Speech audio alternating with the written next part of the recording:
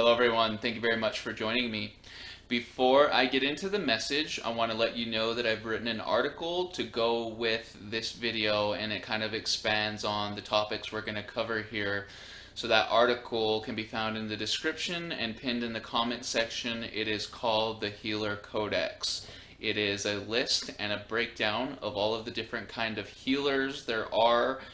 This will help you identify what kind of healer you are so that you can play to your strengths and make the most of your potential.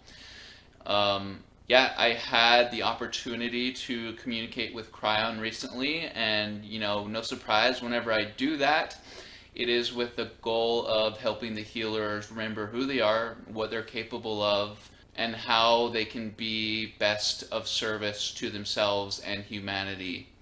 So this healing concept might not be new information to you.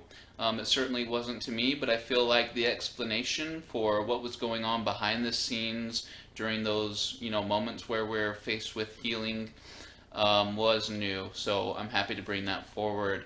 I've also been doing some different kinds of training exercises with my guides known as Physicality detachment training. So I want to discuss that with you as well. And so I don't know if you've noticed, but there are a lot of people on Gaia's surface who could use a little bit of healing, who could use some density removed from their field, who could stand to drop some of the bags that they're carrying, or have somebody come along and share that burden with them or release them from that burden. As healers, we don't always have to be in session with somebody on our table, moving energy around with our hands to make a difference. Our ability to observe and take action accordingly based on that observation is one of our strengths and something we're asked to do as well. So when you see somebody going through something, or when you see something bad happen to somebody, you can take action to introduce corrective frequencies into their field. So how it works, let's say you see somebody who's just lost one of their loved ones, and it was unexpected, and they're taking it really hard, and that's a situation we're all familiar with and we'll all probably experience in one way or another personally ourselves. And I discussed this a little bit last time, but it's worth repeating because it involves what we're about to talk about. Healers are usually empaths because they need to be able to relate to the person who's going through something. They need to be able to feel the urgency and the desperation, and all of that stuff should be taken into consideration, because it helps us take action for that person. We don't like to see anybody in pain. We don't like to see anybody suffering. So we do what we can to help them escape that without interrupting their karma, mind you. So the empath's natural tendency is to mirror the situation that person is in, and we do that feeling like we're honoring that person. It's like, here, you're not going through this alone. I'm going through this with you. I'm feeling everything you're feeling. I'm experiencing all the sadness you are, all the loss that you are. You're not alone in this. At this point in the new energy, that process is getting more and more counterproductive, and you're actually digging that person in deeper if you do that. So what is the right approach to take, and why is this approach the one that is most appropriate?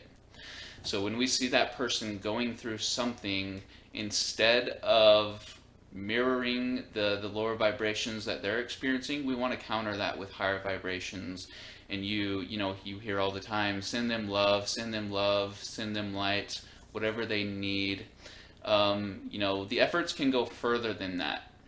So let's say that person who has lost that someone, we want to observe them without absorbing what they're going through, and then we want to use our access to the quantum field to see them on the other side of that problem, to see them returning to a state of happiness, to see them in a position where they can honor that loved one who they lost without necessarily feeling the weight of having lost them in that moment where they're struggling. We want to do that specifically because every time we do, we are transmitting to them the frequencies of that healed version of them, that version of them who has come out on the other side of whatever they're going through with a better perspective or a better understanding and appreciation for, the person they may have lost. We are giving them a reservoir of healing energies that can be used in that now moment or can be available in the form of an energy time capsule later on in, whatever path their healing journey takes them down. When you do that, when you take that approach, their guides are celebrating and eternally grateful because you've just shortened the time it's going to take them to close those wounds. Or you're giving them the opportunity to close those wounds when they might not have done that otherwise. That's not something you can do if you put yourself in their shoes and experience all the sadness and the loss and disconnect that they're feeling at that time. Us healers on the surface want to do the exact opposite of what they're experiencing in that tragedy.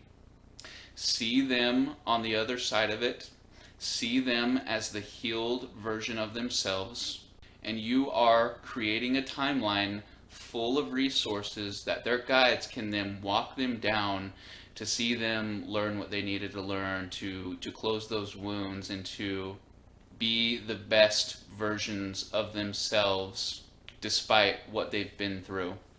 So not a lot from Kryon, but a really important reminder that we don't have to, at this point, entertain any kind of limitation.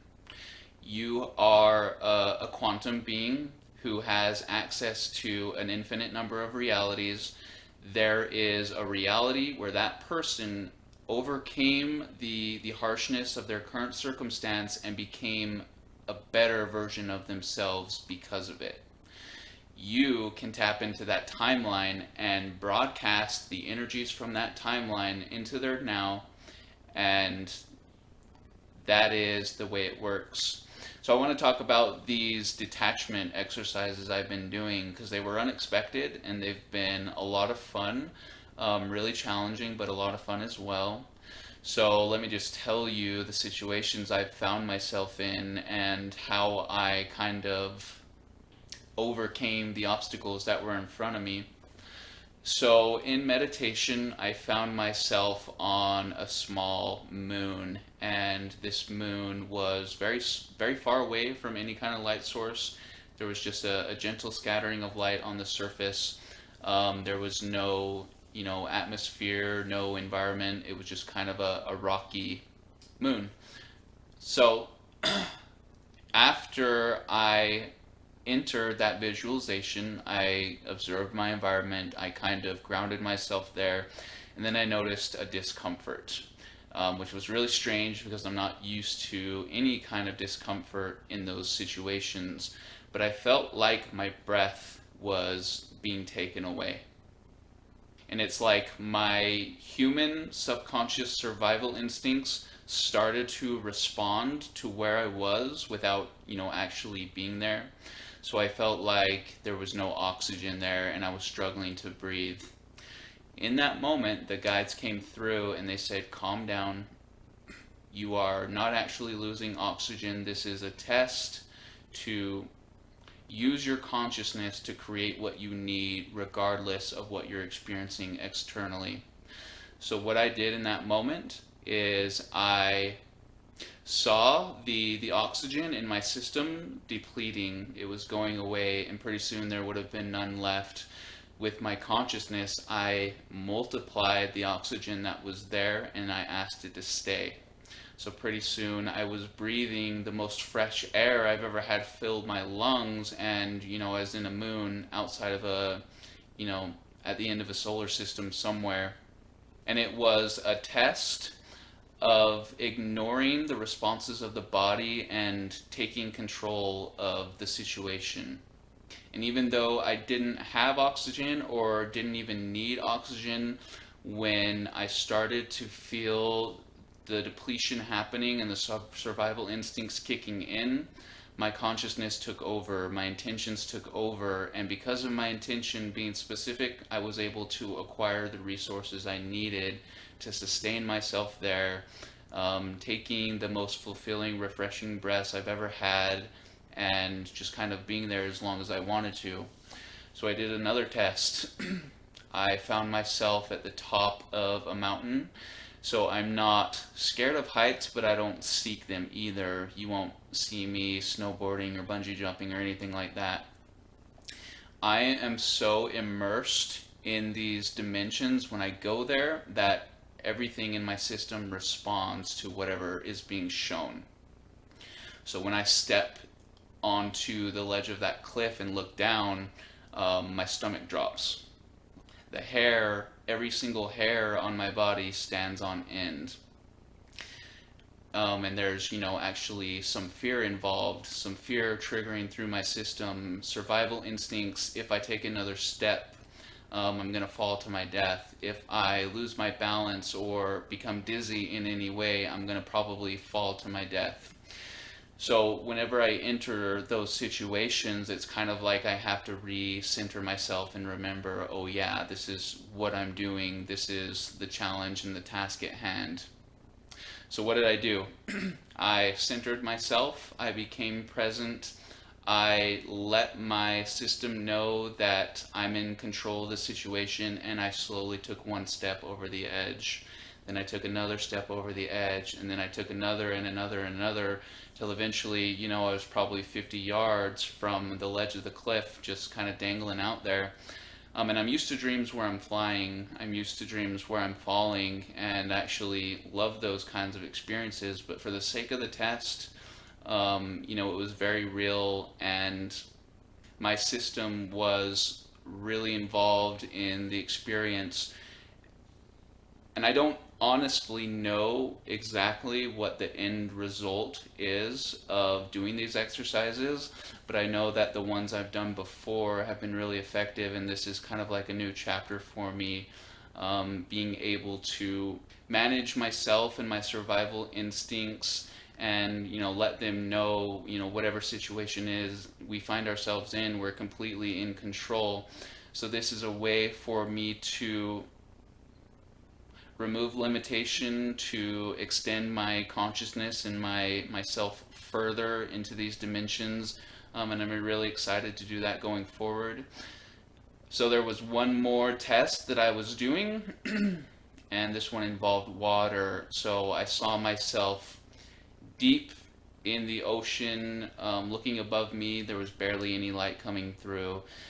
And, once again, initially we're excited about being there, and we're kind of like, how did we get here? And then when you become more lucid and you become more conscious, the survival instincts start to creep in, and the alarm bells go off. I'm not getting oxygen. I'm underwater. I can't reach the surface in time to get that breath that I need.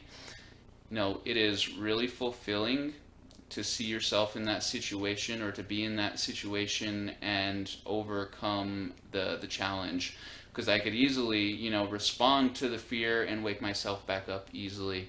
But because I've worked so hard, I can stay grounded. I can manage the emotions coming through without attaching to them, and I can formulate a game plan for how to make myself comfortable, regardless of what I'm lacking. So this is something you can do as well. You don't need to feel like your guides have taken you somewhere to do these things. You can put yourself in that situation and just kind of prove yourself by creating difficult scenarios, but coming up with the solution to overcome them. I think that will go a long way for a lot of people. So when we access the quantum field, when we enter one of these infinite dimensions, you should know that even if at this point you feel like you're pretending, energy does not care if you're pretending. Energy has no biases. Energy has no judgment.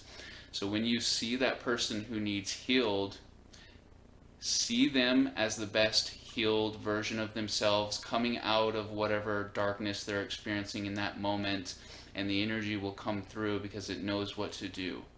And your guides know what to do with it, and their guides know what to do with it. Anyway, thank you very much for watching, you guys. I hope this information was helpful. Once again, there is an article in the description. If you would have a look, that would mean a lot to me, and I will see you very soon. Goodbye.